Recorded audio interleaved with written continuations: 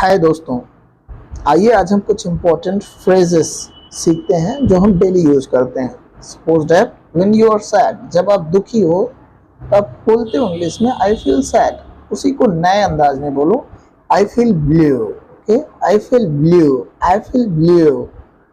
अगर आप किसी को बोलते हो मैं आपको समझ रहा हूँ या मैं आपको समझता हूँ, मैं आपको फील करता हूँ, I understand you, you can say I feel you.